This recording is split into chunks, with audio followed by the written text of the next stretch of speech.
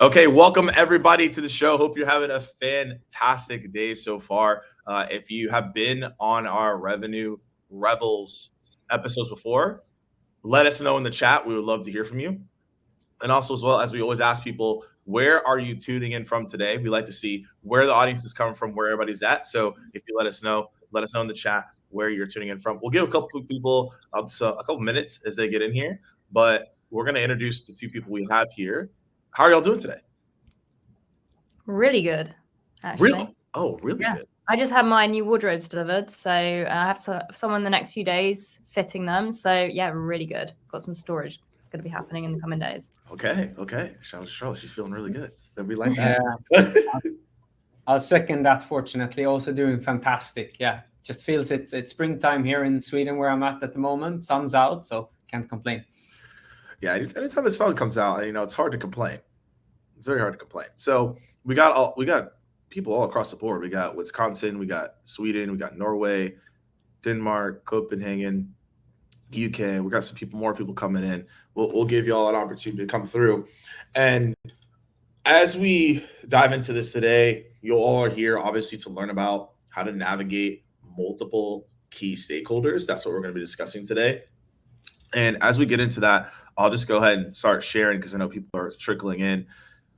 This whole entire series, what we've been doing has been called Revenue Rebels. So I am the host, and co-host with me is Carl, and he's going to introduce himself a little bit here. And the whole focus that we do on each episode is to dive into how can you get better, how can you continuously skill up, right? And how can you do things differently to hit your quota? And we were just talking about this backstage that it's a grind right now, right? It's a lot harder than it was, before, right? And so we're going to talk about how can you make sure that you can hit those numbers with these techniques that we're going to share today. So first and foremost, as we dive into this, let's introduce Carl. So, Carl, if you want to introduce yourself here as the co-host, and then we'll talk to Charlotte, and then we'll move on and go to the next thing here. Yeah, thank you, Morgan. No, fantastic to see. Hopefully, a couple of same faces from the previous episodes. I'm Carl Carell. I'm one of 4 co-founders, but also the chief revenue officer at GetAccept. And today, I'm especially excited, Morgan, and Charlotte, because this is actually the subject we're most passionate about. This is what we talked about back in end of 2015 when we co-founded GetAccept in my second bedroom. What is absolutely most important part of the sales process and what we're most happy to help sellers about, and that's the stakeholder engagement and getting deals to the finish line at the end of the day. So super excited for today. I'll keep it short there. Awesome. And y'all see the topic we're talking about today. Again, 3 proven strategies to engage stakeholders and seal the deal. We are going to cover that. And let's go to our special guest here, Charlotte. Tell us a little bit more about yourself, and then we'll dive into the topic.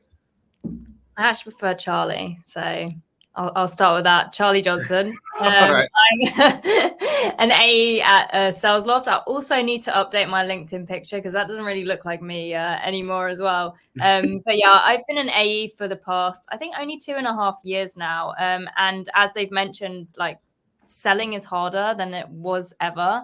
And so I've really seen like live in action how things like stakeholder engagement is like so crucial in today's market more than ever, in order for us to even get close to closing a deal. So yeah, really excited for this one. Awesome. So let's dive into this. What are you going to learn today? So you all can see it. The whole entire thing that we're going to dive into is understanding the importance of stakeholder engagement, and then how do you make sure that you can close that at the end of the day. And we're going to talk about insights that you can look at so your data is there, and then how do you make sure that you can leverage strategies, whether you're a leader or you're a rep, to close these opportunities, right? That's going to be the main thing. So with that being said, if you all in the chat, just let us know who is in the room. So let us know what your title is in the chat. Whether you're an SDR, AE, sales leader, we would just like to know where you're at and where you're coming from so we can contextually give you the advice along the way. So we're going to see who's in the room here. Obviously, we see some AEs, major account manager, BDRs. Okay, we got some people in the room here. And the whole thing is we're going to make sure to tailor this conversation for what you all are here today and what you're doing, right? And so with that being said, let's just go over some data points. So 73% of reps missed quota in H2, right? In 2024. We just actually we're talking about that, right?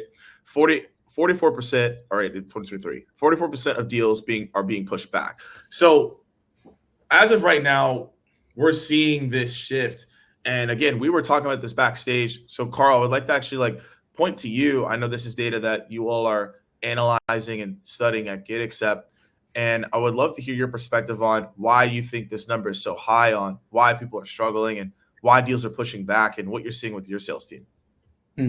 No, I think I'll use Charlie now, but like Charlie said, yeah, you need to truly grind today at the end of the day. But I think everybody knows what's happened in over the past 12 to 18 months in terms of, particularly for tech, if you look at tech companies and looking at that entire model. But what that has brought as well is, of course, when budgets are disappearing, that increases the complexity to get these deals through, and that forces sellers, particularly who haven't been used to selling it to a certain type of persona. And I'm speaking about VPC level, because we could, in the heydays, as we talk about, quote unquote, pretty much be more order takers and just put happy numbers in front of someone and people would purchase. But if you put a business case, or if you even are putting a business case in front of C-level people, and we talk about the boogeyman, the CFO, the VP of finance, if those numbers are based on loose facts or just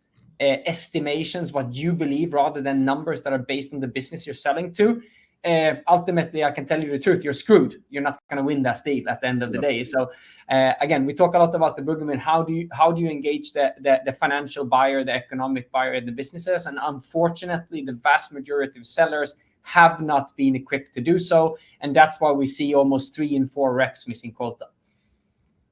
Charlie, now we know, we've changed some names to Charlie now. No more Charlotte for you. But the thing is, what would you say and comment on this?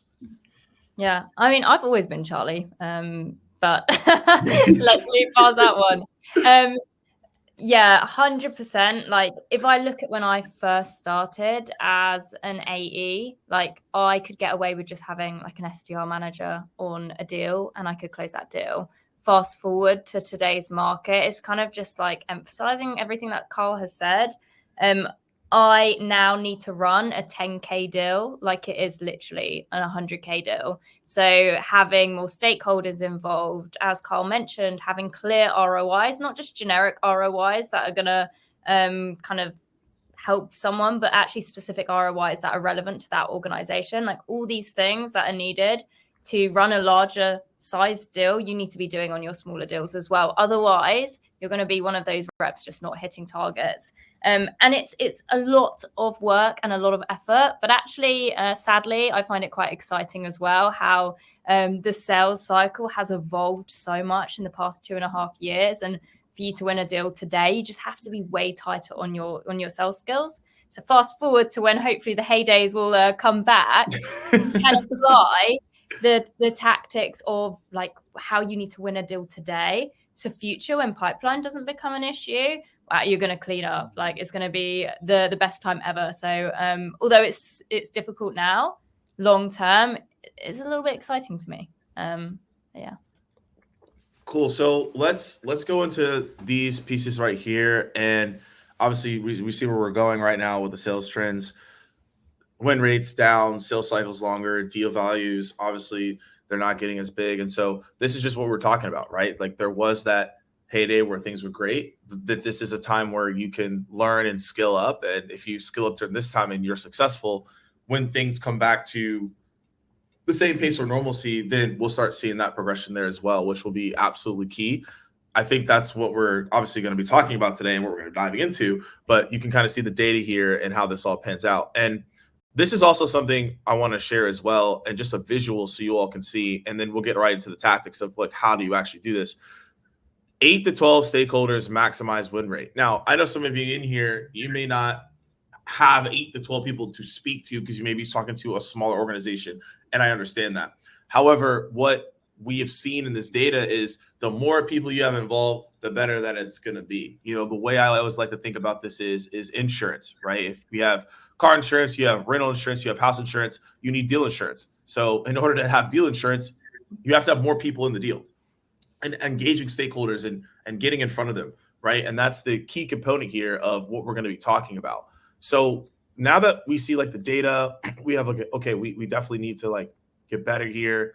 And you obviously see right here as well, rep performance right across the board has drastically right gone down too. So obviously you're coming on this show today and you're like, wow, okay, or this doesn't look good, right? Like this is pretty bleak, but it's okay because we're gonna transition and talk about why is this actually happening a little bit more. And then again, we're gonna go into strategies on how you can solve this moving forward. So with that being said, let's talk about the deal challenges, right? Because as of right now, there are so many things that are happening. It's obviously becoming more difficult, right? There's so many things that are happening across the board on like how do you actually close a deal? Deals are getting longer. People that you didn't know you needed to talk to, like you were just saying earlier, like y'all were saying earlier, like wow, we didn't know that. So I want to go to Carl here. Why do you think so many reps right now are like not hitting quota, and what are some things that they can be doing right now to start moving towards that other side of the coin where they are hitting their quota?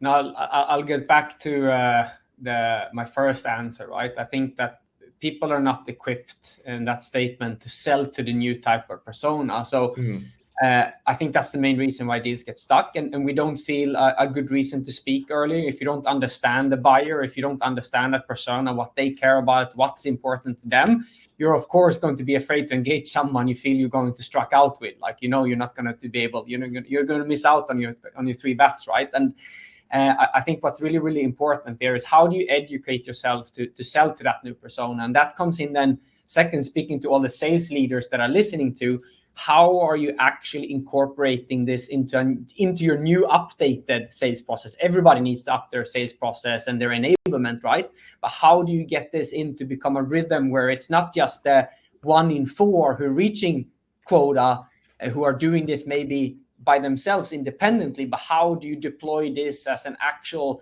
enablement and operational process as a sales leader? And again, I think it's really, really important to educate them on personas. Have you built them out? Have you updated them?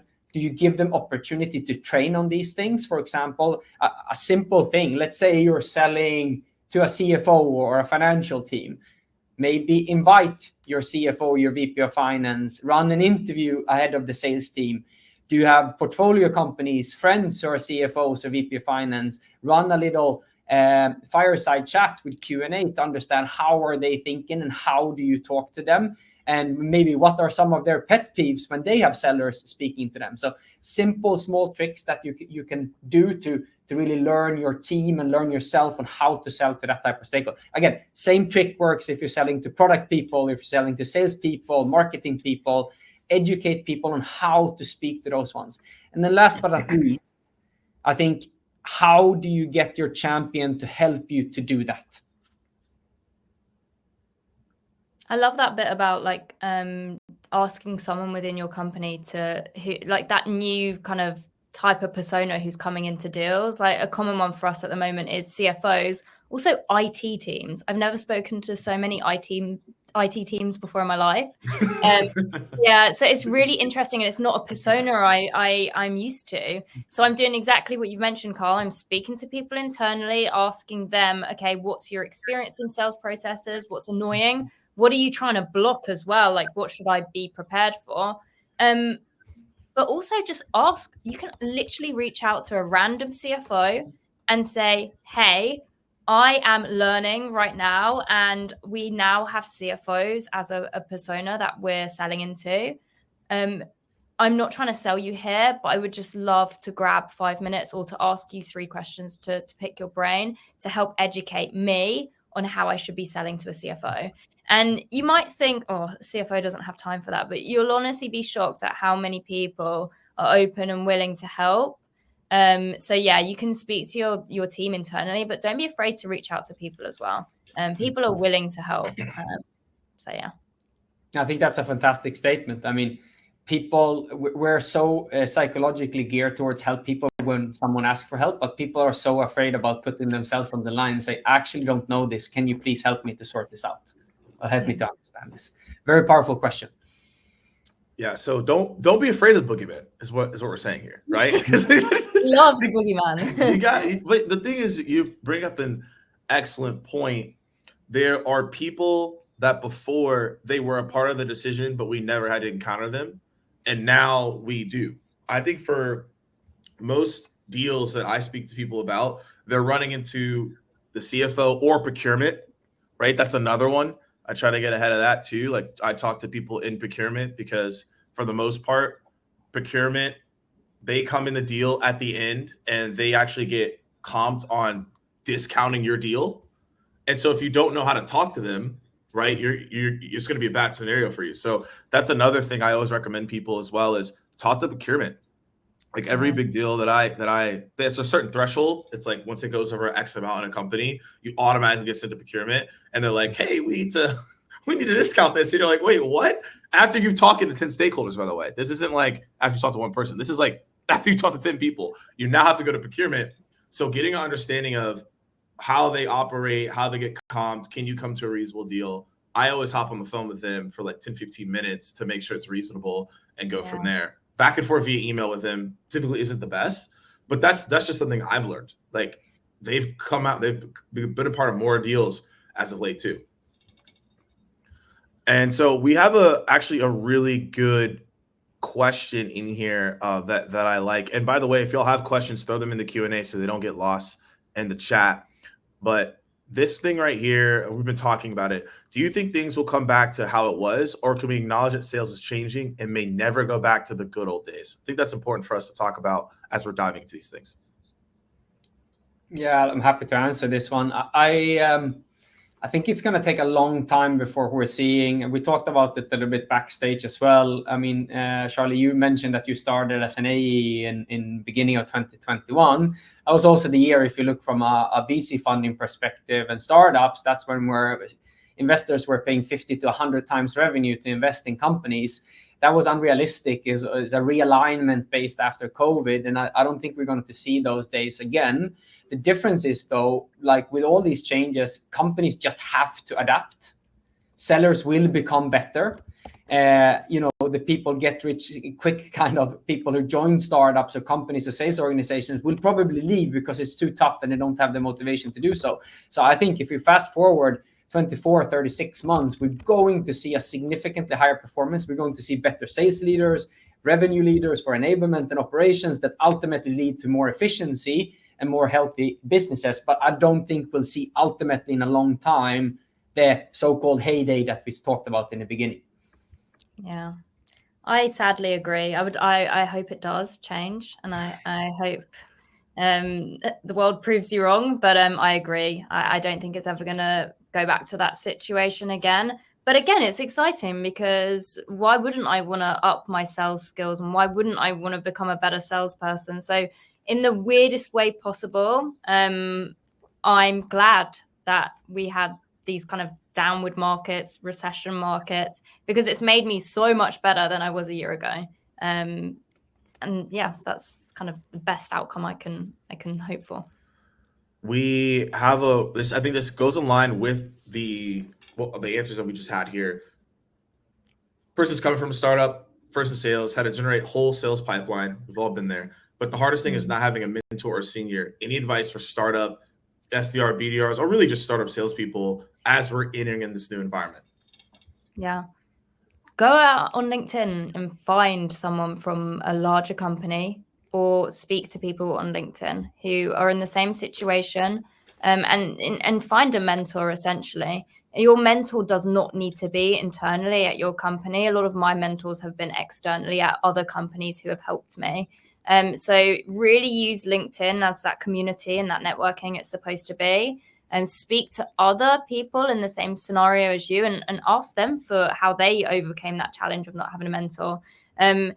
But unfortunately, in a lot of companies, even if it is a large company, although every company says they have amazing coaching and mentorship and stuff like that, a lot of companies still don't have that. So people have to go out and find it themselves. So there's an abundance of resources online, from webinars like this to podcasts. and people out there who are also willing to help as well. So I would consume the resources that are available. There's a crazy amount, but then speak to other people and try and find someone who's willing to mentor you. I know I do it for people as well. Like I have a number of people that will help, like no tied connections to them, but I'm always willing to help. So yeah, find people on LinkedIn. It's kind of what the platform was made for, would be my answer to that. Well, that answer, Carl, anything you want to add there? No, I think that was a great answer. All right, perfect. So here, I think we're going to bring this one up too, and then we'll get back into it because we were just talking about this. Chrissy's asking, I'm running into the issue of where the CFO or execs do not understand ROI easily at all, and I'm needing to come up with a business case, often relying on my champion to sell upward. Do you have a best method template for business cases that you use? Yeah, and I think I'm happy to answer this one. I mean, we actually built our own internal business case based on a gentleman called Nate Nasrallah, that you can just Google his name, and he actually posts his business case template online for free to use. And we've revamped that for our process, right? So that's a really good. But then I think this question is also uncovered the most important part, and that is, have you written the business case from your own perspective, or have you written it together with your champion? Again, going back to that, if you want to win the deal, it has to be based on realistic numbers that the person you're presenting to can recognize. So like a simple question, if you're a sales leader in a deal review, what are the objectives for the business this year for 2024? If an AE can't answer those questions, you're just fumbling in the dark trying to find an ROI or some type of value proposition. You don't know where to anchor it, right? So I think that is extremely important. And to be able to do so also, you have to build in tactics on how you present the business case, so it's actually being read, understood, and are effective, not just produce something as a paper document that won't be used. Yeah, it can't just be really generic, as Carl's mentioned. It can't be like a case study you've used and you've applied really unrealistic metrics to. Something we do internally is we have an optimistic like result outcome predicted, and then a pessimistic result outcome from the metrics that are important to them. I'm not going to share and showcase metrics that aren't relevant to that person. And the other thing from that question is the fact that you should be presenting this to the CFO. You're the person who sells this software. I can't expect my champion to present a business case of SalesLoft and present it in the same manner that I would.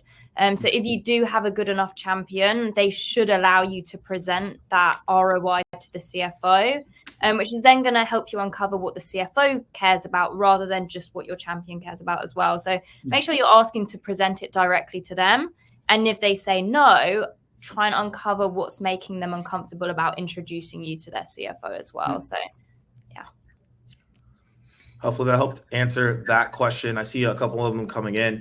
Make sure to put them in the Q&A. But we're going to get back into what we were discussing. So we talked about the challenges, and we've mentioned this already, but essentially overcoming deal challenges with stakeholder engagement. Like, how do we get people truly engaged, right? That's the real question here. So I would say for both of you, whoever wants to go into this, what are and some people are already asking, what are 2 to 3 tactics that you're using to get more stakeholders in the room? What are you doing on the first call? What are you doing between those calls as well to continuously have that conversation? Whoever wants to go first can dive into this. Give us some tactics on how do we get these stakeholders in the conversation. I'm happy to go first. There's one that I do early on, which kind of changed the game a bit for me. And I did a post on this yesterday on how we should be in our research before doing a call, writing down the other potential stakeholders that typically you would be speaking to in a sales cycle. And you can either write it down, or in Google Slides, you can also create a hierarchy as well.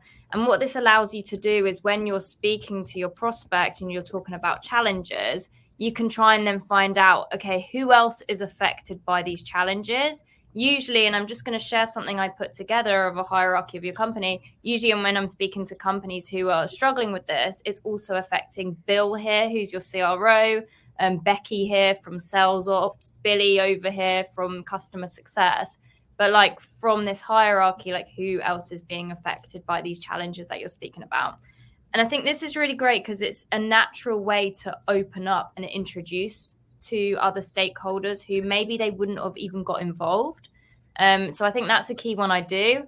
And then just also in that first call, asking how they've previously purchased tech as well and who's been involved. Again, showing that hierarchy or naming some of the people that I've written down.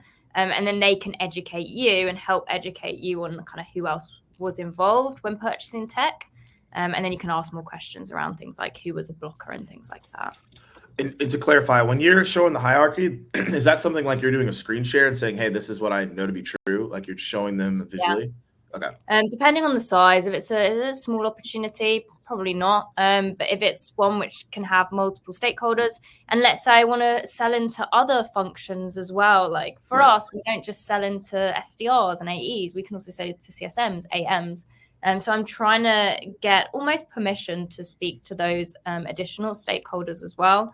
But yeah, I do it quite a lot. I'll even if I've created half a business plan, I'll share my screen and be like, look, can you help me out? Can you educate me, or can you fill in the gaps? What am I missing? Would you say your CFO cares about this and in what order? So yeah, I'll kind of sometimes present half finished things and let them work with me to finish it. Same with hierarchies. No, I absolutely love that. Carl, anything you want to add to this? Yeah, and I have a few. Like I think those are all fantastic tips. But I think at the end of the day, there's actually I'm keeping a check on the chat as well, and there's a conversation between two gentlemen, Ben and Johnny, there about multi-threading. And I think if you go back to the statistics, right? Let's say you're selling a mid deal, you need 8 to 12 stakeholders to maximize your win rate. When does that engagement start? Here's the error where a lot of people do. They think when they're at commercial alignment or getting into financial, that's when I need to engage them. No, that's wrong. You need to engage them already when you've identified the opportunity, and then work as a team. Are your SDRs, are your sales manager, are your C-level people helping you out? Are you adding them on LinkedIn? So a simple part that you can incorporate into your sales process is when you have a deal above a certain value that you know needs X amount of engagement, looking your win-loss analysis, then you put that into play to maybe have a person like myself add them, or a CEO or a CFO, VP level, etc. Then you get them into the funnel, and if you have somewhat any type of presence on LinkedIn, you're going to get automatic touch points throughout the process. So that's an easy tactic to kind of maybe open up the lines of communication. The second thing I would like to add is a lot of people try to gather as many stakeholders, of course, in meetings. Fantastic question. Who else should be in the next meeting? And you have 3 to 4 people on the buying committee on. But are you actually following up with individual conversations with the people you aren't speaking to? So because people won't tell you everything in a group setting. You don't know the dynamics between the people and the coworkers. Are you actually calling them and asking, how did you think the meeting went? Did I address the things that were important to you? You can uncover new important things about those stakeholders.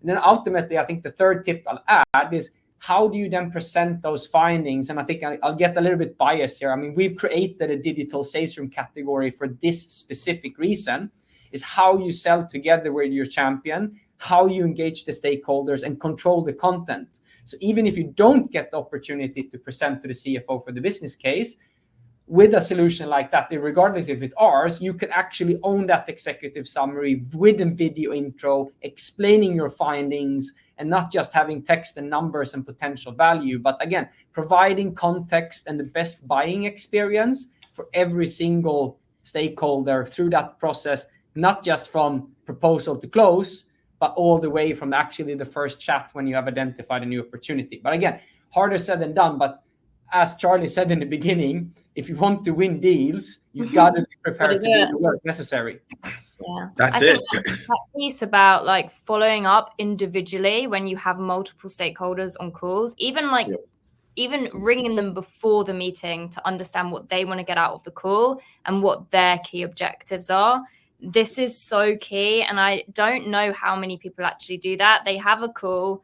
Everyone's like, yeah, this was really great. But then they don't follow up individually with those people to understand from these challenges we've identified which one kind of affects you most. because during this process, you might be able to uncover more challenges that that individual has that you've not initially identified, making your kind of business case and ROI like even bigger than it was to start with. So don't just think, oh, tick box, stakeholders added. Make sure you're kind of capitalizing that kind of interactions with those stakeholders as well. Love that. So let's go into like what we told you all, the 3 strategies, and we probably have mentioned them, but we're gonna go in depth. Carl, we'll start with you in terms of the strategy that you've mentioned a couple of them. But if you had to say, hey, here's the go-to strategy, here's exactly what you should be doing, and maybe you already mentioned, you want to highlight it again, what would you give to this audience so they can walk away and do this strategy? We'll go to me, and then we'll go to Charlie, and then we'll answer some questions here at the end. So if you have questions, make sure to prepare them. Best question will win a giveaway. You see the Revenue Rebel hats I have on. You'll be able to get some of the merch based on the question you ask. So, Carl, talk to us. Yeah, no, I think if you look from an individual seller's perspective, the strategy, I think that is important, but this builds on that. You actually build up the foundation and have these people added early in the process on LinkedIn. So what we do here, and one thing that you can do is, let's say, you're running through a 3-month deal cycle, and at the end, you're going to have to address the CFO, for example. It happens to us all the time. We need to present the business case. So what we do then is, let's say we don't get championed in by a champion. They're not willing to introduce us. Then obviously not a true champion. Maybe we don't get the time with them. Whatever happens is, we actually write what we call an executive brief tied to the business case. And when we have the conversation going on LinkedIn, add them on LinkedIn, add the link to it to get them into that executive brief. So we give them the opportunity and write a pretty simple blurb. I've been working with your team, for example, Charlie and Morgan, fantastic people, by the way. I know you're involved in this decision. I would love to take 15 minutes just to introduce the findings and why it's relevant and anchor it in some big business pain. And again, that's why discovery is so important. Like we started this series, what is the objective for the business that this CFO cares about, and then present that. So irregardless, if you get the time to do this, I can promise you, every person who listens into this webinar, if you at least do this, you're doing a hell of a lot better than the vast majority of sellers and competitors you're up against.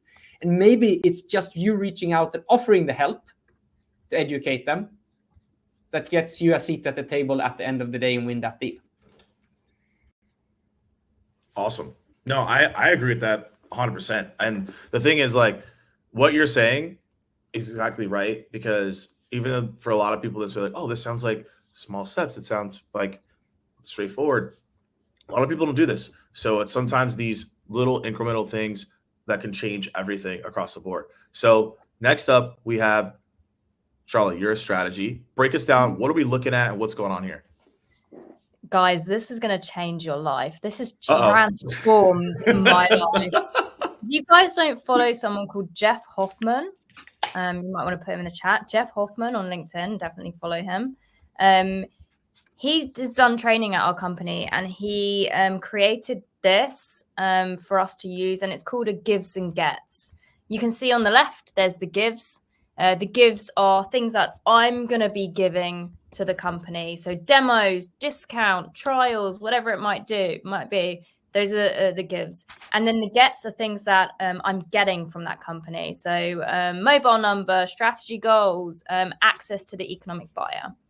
And usually, or like historically, in my sales cycles, I would just be giving. I'd be like, yeah, sure, you can have a demo. Yeah, sure, here's the quote. Yeah, sure, here's discount. But as soon as this kind of was shared with me, you can see each different give and get has a number next to it, and that's its scoring. And the idea of this is that you want them to be fairly equal with your gives and gets. If they're not, the deal is probably not going the way you kind of want it to go. So previously, like when it was like, okay, can we have a discount or something like that? I'd be like, yes. But now I'm like, well, no, I'm not going to give up a discount on pricing, which is 17 points. I need to ensure that the other side is balanced in order for me to allow to give that discount. So I need to make sure that I have confirmation of budget, access to the economic buyer, mutual close plan. And I need to have all of those different things in order for me to give something else up. And this kind of changed how I kind of see a sales cycle and how it should be more equal from you and your champion. So yeah, it's not my strategy. It's a strategy I've stolen from Jeff Hoffman.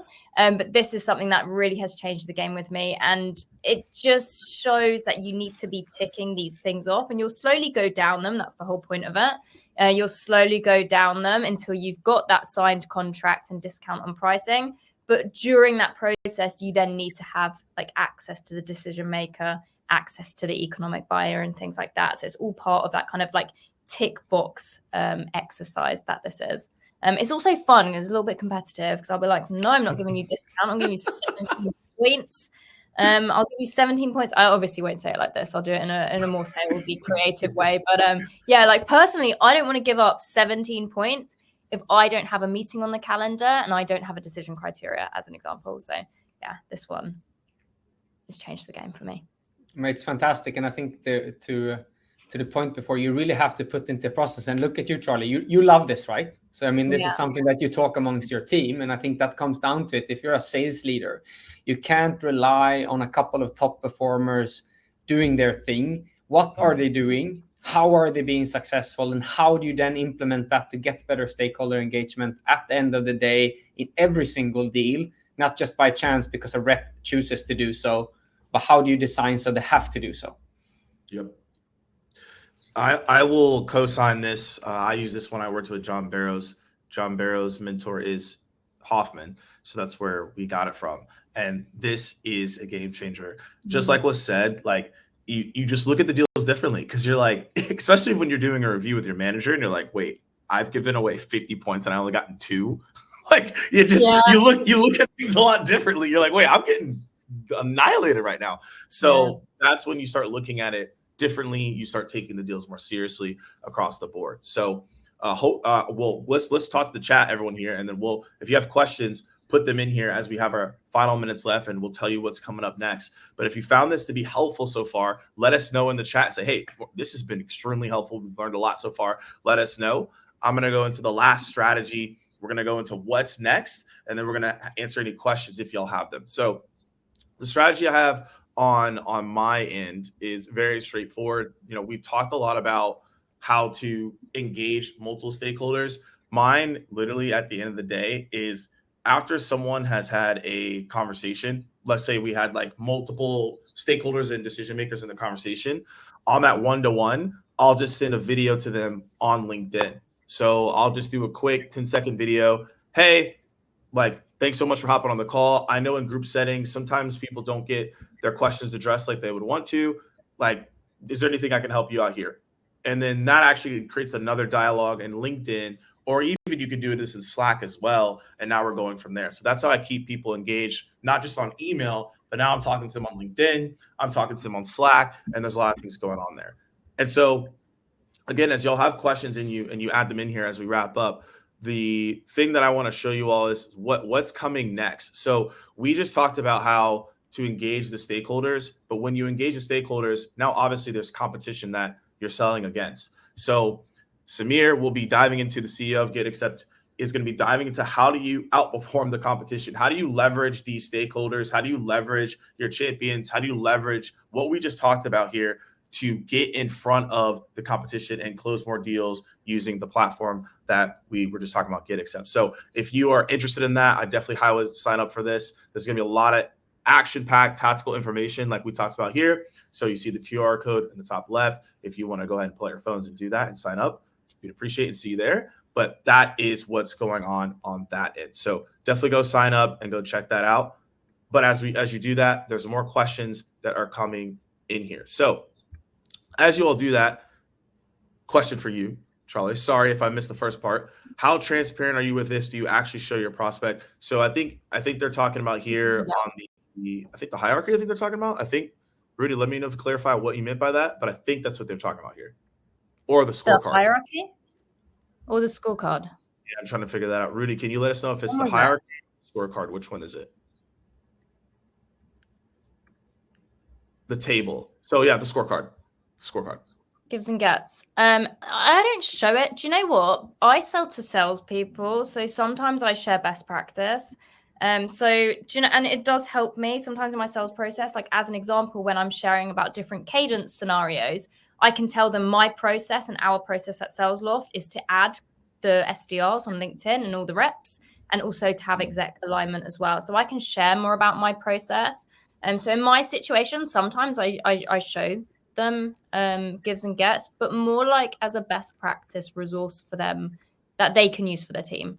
I wouldn't share it and be like, by the way, you can't have discount until we've reached 17 on this side. Like I wouldn't do it like that. So typically, no, I would keep that to myself. But because I sell to salespeople, I do share a lot of our best practice, what we're doing with prospects in my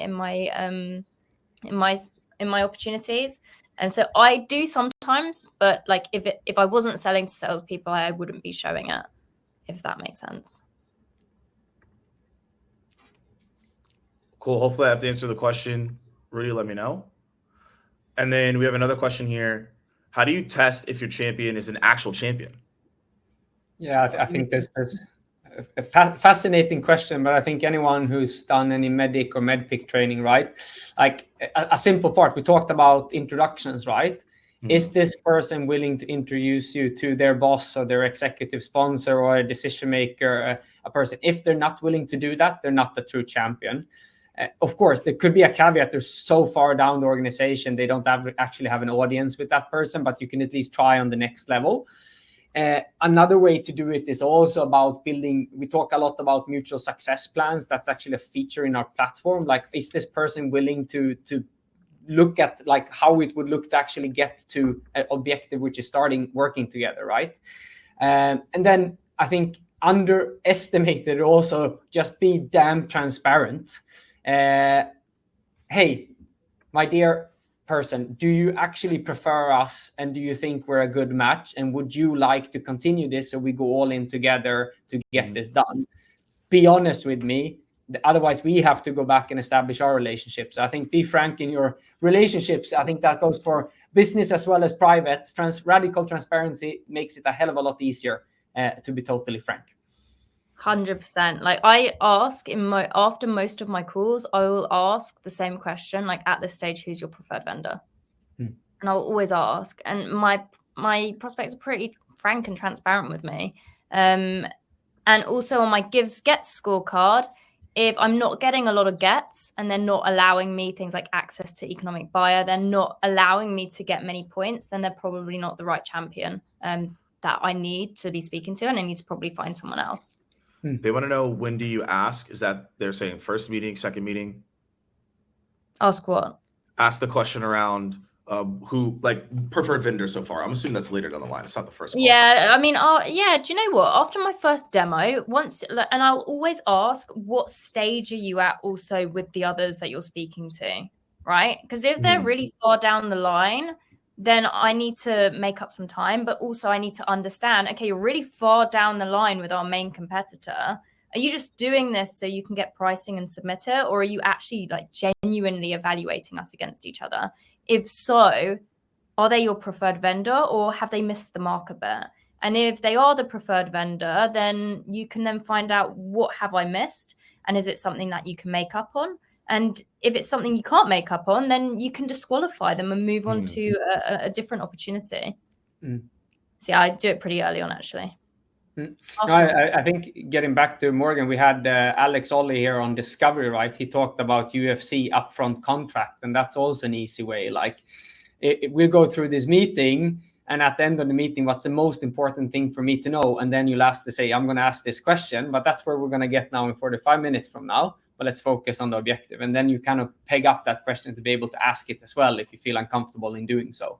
But I think, Charlie, you're so right. You have to continuously check in what has happened and what can happen. Even if your champion is really strong and you have a champion, someone else can bypass that person and make a decision for a competitive product because they're higher up the food chain. They have more to say within the organization. You've underestimated a different stakeholder. And then it comes back to the whole point what we're talking about today.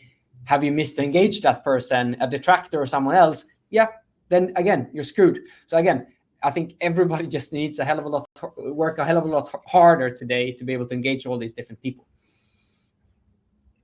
I absolutely love that. So as we wrap up here, anyone have any final questions, right, that they have? I'm looking through if we see, okay, hold on, here's one. Do you think asking openly, do you think asking openly is just going to solve the pain? If not, let's not waste more time. Not that harsh, but you get the point.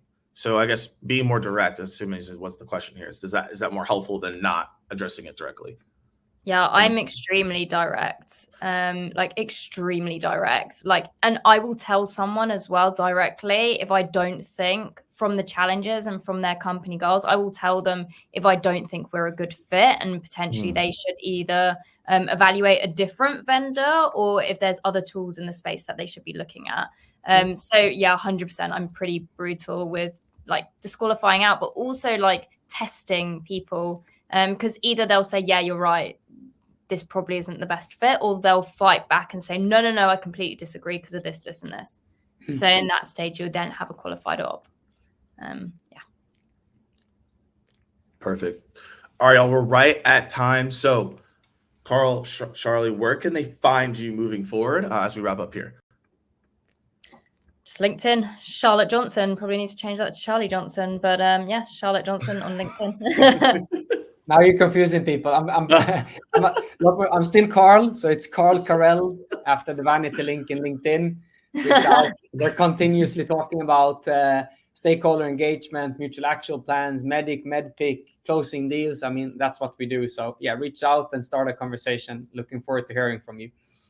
Awesome. And shout out to, I saw that question earlier. It was a really good question. We were talking about the CEO. I believe it was Carrie. So shout out to Carrie for that question. Chrissy for that question. Yeah, you win the giveaway. So Chrissy will reach out to you so you can get your merch. So we appreciate you and asking the great question. And thank you all for asking great questions in the chat. Hopefully you learned something today that you now can execute for yourself or with your team. And we'll see you on the next Revenue Rebel show. And y'all have a good one. Cheers. Bye, everyone.